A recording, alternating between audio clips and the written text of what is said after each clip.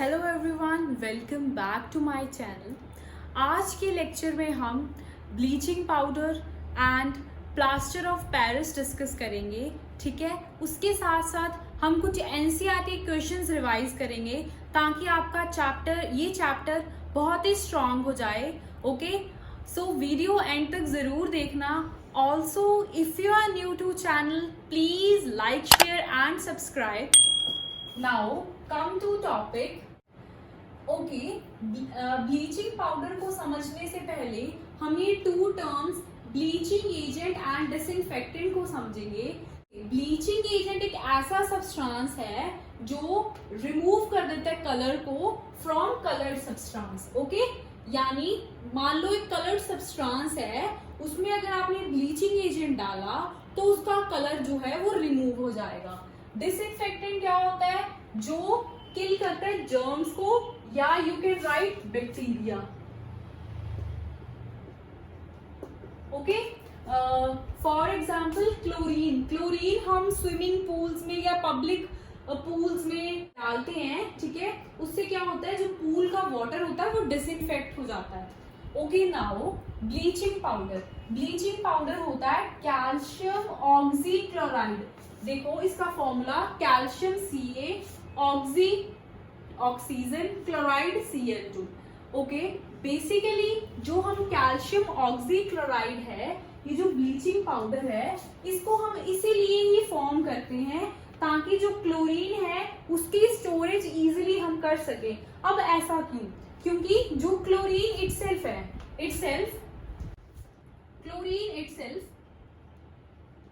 Is difficult to store. Okay, तो हम क्या करते हैं, इसको कैल्शियम ऑक्सीक्लोराइड में की फॉर्म में स्टोर करते हैं, और हमने जब इसे यूज करना होता है तो यहाँ से यूज कर सकते हैं। इसकी प्रिपरेशन देखो, कैल्शियम हाइड्रोक्साइड या स्लेट लाइम भी इसे हम बोलते हैं। स्लेट लाइम में जब हमने क्लोरीन पास करवाई, स्लेट लाइन में जब हमने क्लोरीन पास करवाई तो हमारे पास कैल्शियम ऑक्सीक्लोराइड बना है प्लस वाटर बना है। ठीक है, तो ये जो कैल्शियम ऑक्सीक्लोराइड है ये एक ब्लीचिंग पाउडर है, यानी ये एक ब्लीचिंग एजेंट की तरह काम करेगा। इसमें ऑक्सीडाइजिंग प्रॉपर्टी होती है जो मेनली क्लोरीन की होती है। ठीक है, now come to topic plaster of Paris. अब प्लास्टर ऑफ पेरिस क्या होता है? पीओपी आपने सुना होगा, है ना?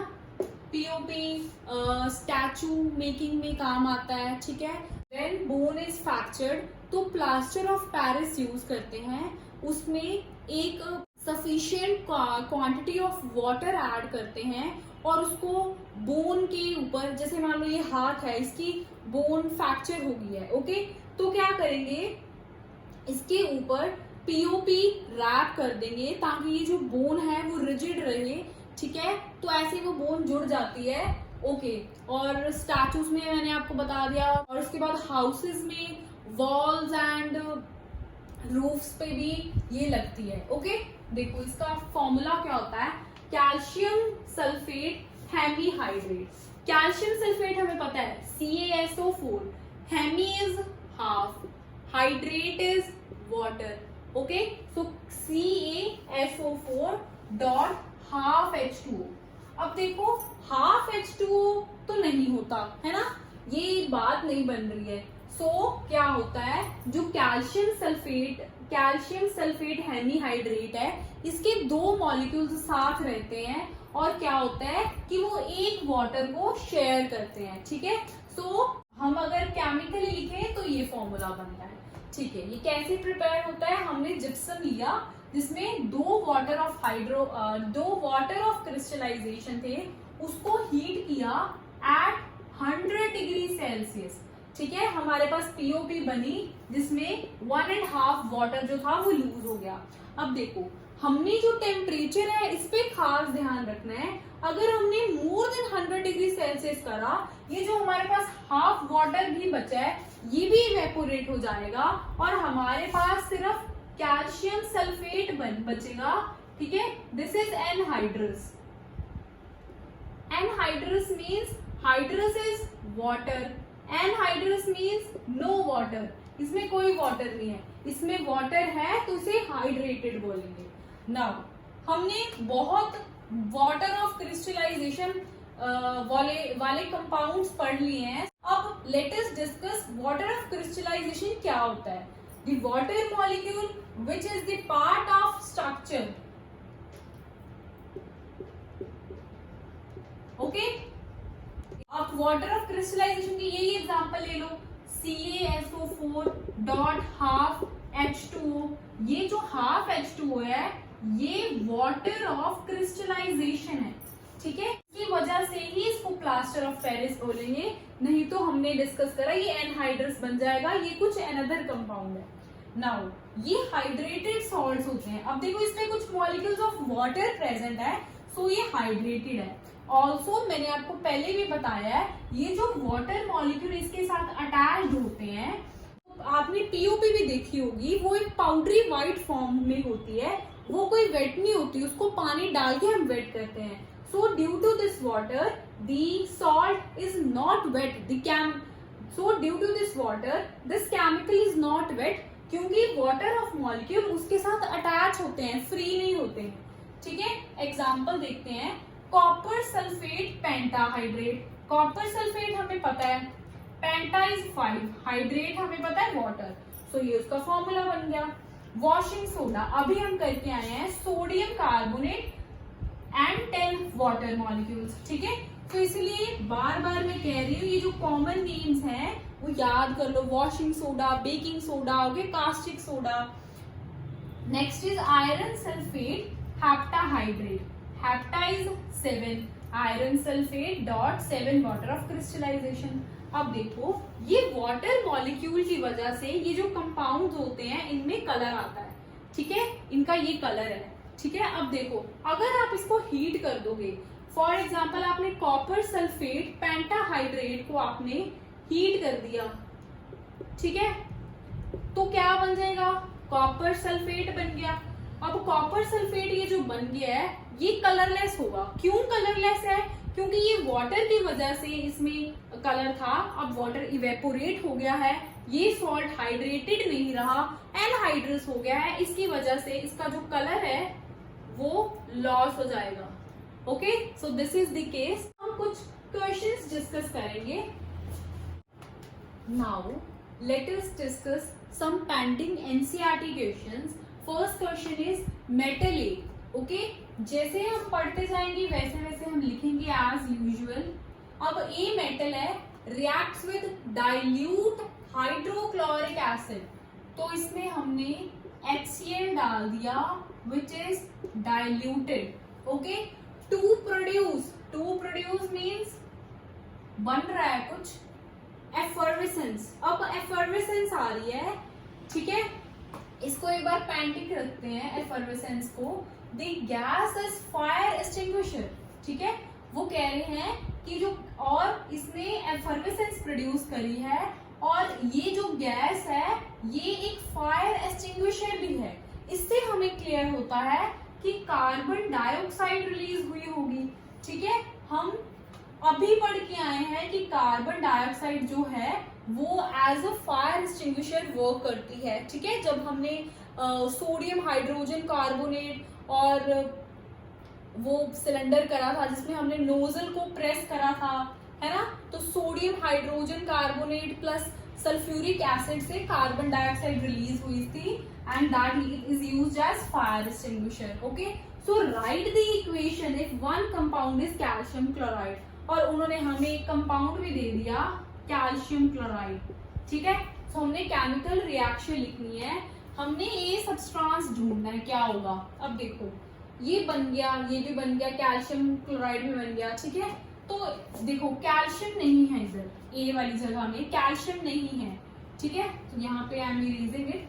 सो कैल्शियम, ठीक है, और CO2 हमें पता है कार्बोनेट वाले कंपाउंड से निकलता होता है, तो it must be calcium carbonate. और इसमें डाइल्यूट HCl डाला तो carbon dioxide with effervescence and calcium chloride release हुआ है. ठीक है, हमने ये ए कंपाउंड कैसे फाइंड आउट किया है, ये ए कंपाउंड को हमने इन दोनों प्रोडक्ट से देखा। हमने देखा कि कैल्शियम रिएक्टेंट साइड पे नहीं है तो हमने कैल्शियम लिख दिया। हमें पता है कि जब कार्बन डाइऑक्साइड रिलीज होती है तो कोई कार्बोनेट होता है, तो हमने कार्बोनेट, तो हमने कैल्शियम और कार्बोनेट का एक कंपाउंड बना लिया। 2 वैलेंसीज हैं, so it will form calcium 2, this is formed, so CaCO3, ठीक है। तो हमने ये लिख दिया, ठीक है। इसको बैलेंस कर लो, इसको बैलेंस आप खुद करना, okay. Now another question is a solution reacts with eggshell. अब देखो एगशेल हार्ड है, मैंने आपको बताया था कि कैल्शियम कार्बोनेट जो होता है वो मार्बल कैल्शियम कार्बोनेट और जो चोक है उसका एक ही फॉर्मूला है CaCO3। यहाँ पे लिख देते हैं हम marbles eggshells and chalks have the same formula, that is calcium carbonate. Okay, तो eggshell A solution ने react with eggshell is calcium carbonate to turn lime water milky।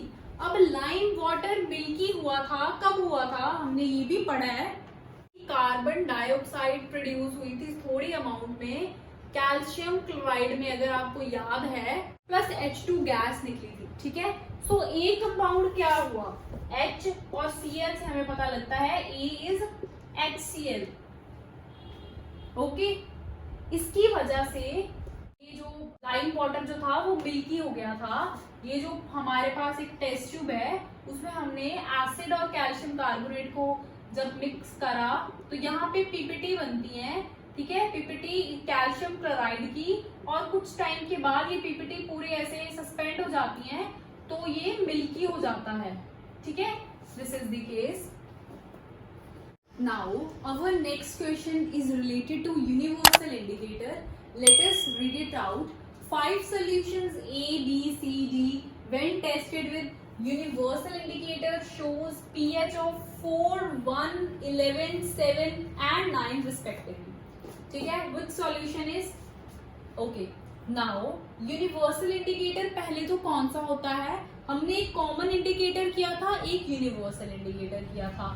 Common indicator में हमने लिटमस पेपर, मिथाइल ऑरेंज और phenol फिथलन discuss किए थे, और universal indicator में हमने पीएच इंडिकेटर को डिस्कस किया था, ठीक है। पीएच इंडिकेटर को हमने जब सॉल्यूशन में डाला था तो वो पीएच इंडिकेटर जो था उसमें एक न्यू कलर आता है, तो हम पीएच स्केल से मैच करते थे और हमें पता चल जाता था जो सब्सटेंस है वो एसिड है या बेस है, ठीक है। वो कुछ ऐसा होता था, ठीक है। इस पे 0 से लेके 14 तक डिफरेंट कलर्स होते थे और बीच में 7 न्यूट्रल था। इधर वाली साइड पे एसिडिक होते थे कलर्स, अगर इधर वाली साइड वाले कलर्स आए तो एसिडिक, अगर अबव 7 pH है तो बेसिक, ठीक है। 0 पे मोस्ट एसिडिक था, 14 पे मोस्ट बेसिक, ठीक है।